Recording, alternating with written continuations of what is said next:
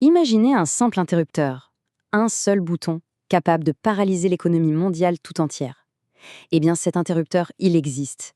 Et c'est pour ça qu'aujourd'hui, une course folle est lancée pour construire des alternatives. On va voir ensemble comment des projets vraiment titaniques et des stratégies super audacieuses sont en train de redessiner complètement les routes du commerce et du pouvoir. En fait, toute notre économie mondiale, elle repose sur quoi? Sur la fluidité du trafic dans une poignée de passages très étroit. Et il y en a un en particulier, qui est devenu le point de rupture potentiel. Du coup, la vraie question, ce n'est plus de savoir si une crise va éclater, mais plutôt quand. Et surtout, est-ce qu'on aura des alternatives prêtes le jour J? Et cette réponse, elle se dessine en ce moment même, au cœur du Moyen-Orient, entre sable et mer. On a deux grands acteurs, l'Arabie saoudite et l'Égypte, avec des visions radicalement différentes, mais qui se sont lancés dans une véritable course. Leur objectif, il est unique, en finir avec une dépendance devenue bien trop dangereuse. Bon, avant de plonger dans l'ampleur de ces projets, il faut vraiment qu'on comprenne la racine du problème. Et ce problème, il a un nom, le détroit d'Ormuz. Alors, ce concept de goulot d'étranglement, c'est d'une simplicité redoutable. Il faut penser à Hormuz comme l'artère jugulaire de l'économie mondiale. C'est simple. Pour donner une idée, c'est près de 20 millions de barils de pétrole qui passent par là chaque jour. Un seul blocage, même temporaire, et c'est la panique. Le prix de l'essence à la pompe explose et des usines s'arrêtent partout dans le monde. Concrètement, la menace, elle se présente sous trois formes. D'abord, on a le minage naval capable de paralyser tout le trafic. Ensuite, il y a la menace d'une fermeture physique pure et simple, souvent brandie comme une arme politique. Et enfin, les attaques asymétriques, des drones, des missiles, qui créent un climat d'insécurité permanent. Le vrai danger dans tout ça, c'est que la moindre étincelle dans cette région peut, sans exagérer, déclencher un incendie économique mondial. Alors, face à ce danger bien réel, une vision absolument monumentale est en train de voir le jour. Du côté de l'Arabie saoudite, l'idée n'est pas juste de contourner le problème. Non, non, l'ambition, c'est de redéfinir la géographie elle-même. Rien que ça. 80 milliards de dollars, voilà le coût estimé du projet fou du canal du roi Salman.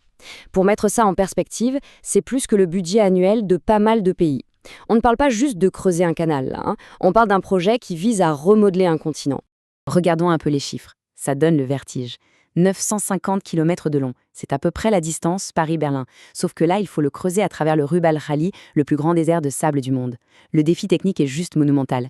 Comment, par exemple, on empêche un canal de cette taille de se faire littéralement ensevelir par des dunes qui sont en mouvement perpétuel? Cette citation, elle résume parfaitement l'ambition. On n'est plus dans la logistique, on est carrément dans la terraformation. L'idée, c'est de transformer des zones arides en paysages de forêts et de lacs artificiels, de faire pleuvoir dans le désert en quelque sorte. C'est une tentative de réécrire la carte, non seulement de la géographie, mais aussi du climat. Et pour alimenter ce monstre de béton et d'eau, comment on fait? Eh bien, le plan est tout aussi ambitieux. On parle d'un mix de, attention, jusqu'à 10 centrales nucléaires couplées à de gigantesques fermes solaires. C'est ça le grand paradoxe, la première puissance pétrolière mondiale qui investit des fortunes pour devenir un leader de l'énergie de l'après-pétrole. En fait, ce canal, il faut le voir comme un point de départ. L'eau dessalée produite en masse pourrait littéralement faire fleurir le désert et donc garantir la sécurité alimentaire du pays. Et sur les rives, l'idée, c'est de construire des villes nouvelles, des complexes de luxe, bref, de transformer l'un des endroits les plus inhospitaliers de la planète en une sorte de nouvelle Riviera. Mais attention, pendant que l'Arabie saoudite rêve au siècle prochain avec ce projet pharaonique, un autre acteur régional joue une partition complètement différente. C'est l'Égypte. Et l'Égypte, elle, ne construit pas pour un futur lointain, elle agit pour aujourd'hui, avec une approche beaucoup plus pragmatique et surtout ultra rapide. Et quand on dit rapide, c'est une véritable course contre la montre. L'échéance initiale des grands projets égyptiens, c'était 2030. Le nouveau mandat présidentiel l'a avancé à 2025. Pourquoi se presser comme ça? Tout simplement parce que l'instabilité actuelle est perçue comme une opportunité en or. Chaque jour d'attente, c'est le risque de se faire doubler par un concurrent ou de voir les coûts de construction exploser.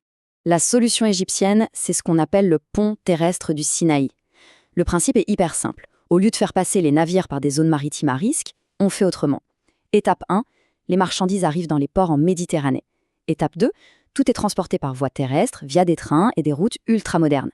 Étape 3, on recharge tout sur d'autres navires dans les ports de la mer Rouge. C'est rapide, c'est efficace et, le plus important, c'est sécurisé. Et ce rôle de plan B ou de refuge, ça va bien au-delà des bateaux. Quand les espaces aériens du Golfe sont fermés pour une raison ou une autre, le ciel égyptien prend le relais.